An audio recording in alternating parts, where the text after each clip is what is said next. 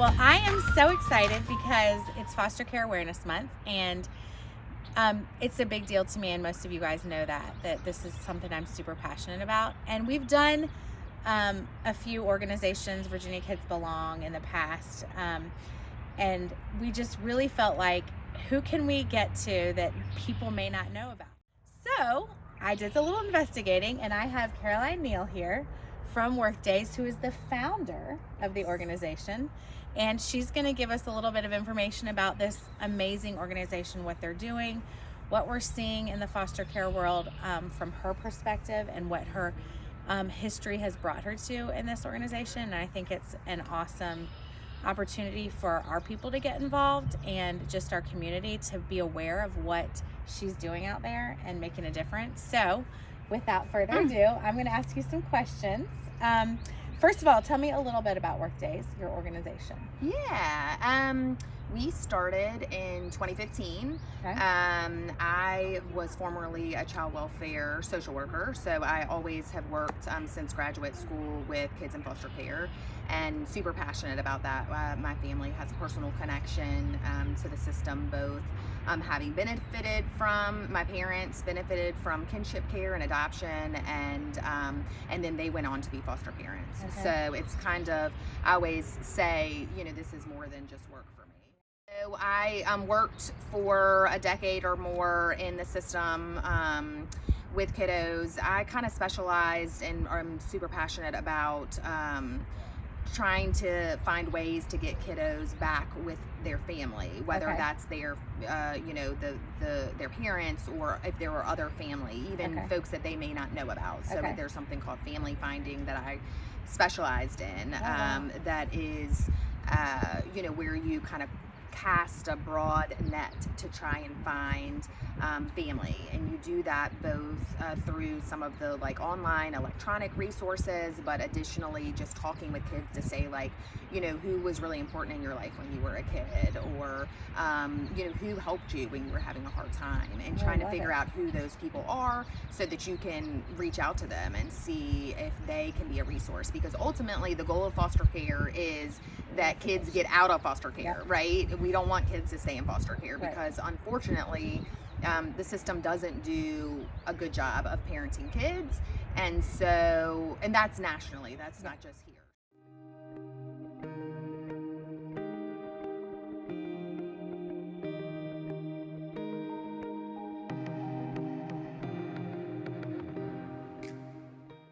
Is most people in our area know what the angel tree is, right? Yep.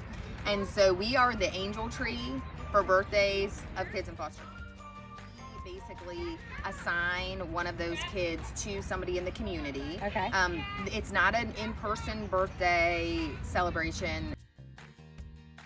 The majority of them are not in person because of confidentiality and the logistics of a lot of people. One misconception is people think, well, if they're in foster care in Richmond, they're in Richmond, but they could be all across the state and even out of state. So it's not as simple as that. It's very complex. And so we ask people to put together gifts, decorations. We meet a lot of needs through birthday boxes.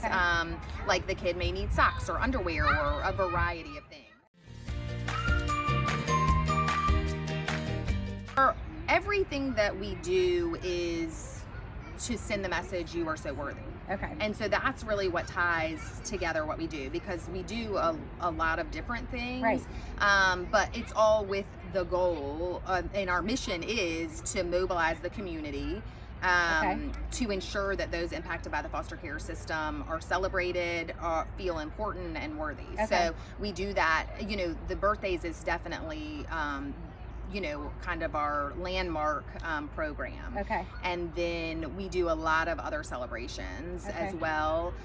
Most of what we do is led by what the current needs are. So one of the other things that we do is, we have a program where we're able to meet otherwise unmet needs. So a social worker, a recent example, a social worker at one of those smaller localities we work with reached out and said, hey, for visitation with kids in foster care, when they're visiting with their family, siblings, parents, We do that in a conference room. They don't have a dedicated space for that.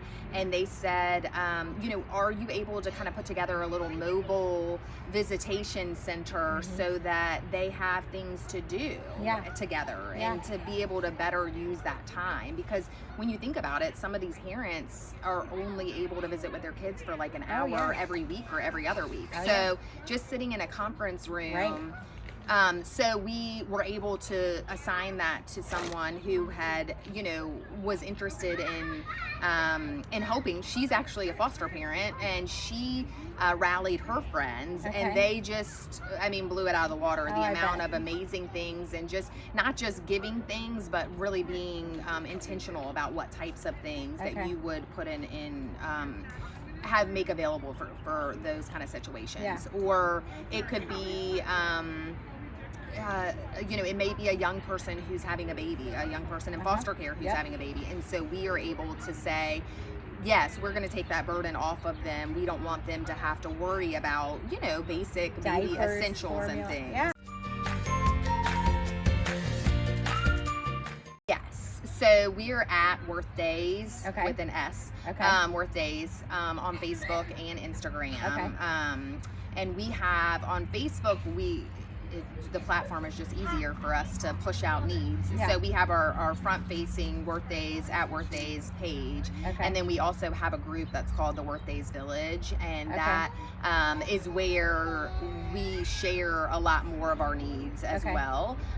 You know, kind of as they come up as social workers. And is that like an email list, or is that also it's like a Facebook group.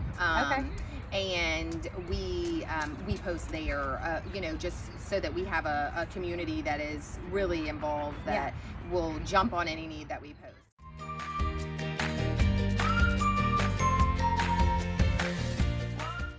So lots of other celebrations. We do Easter, we do high school graduations.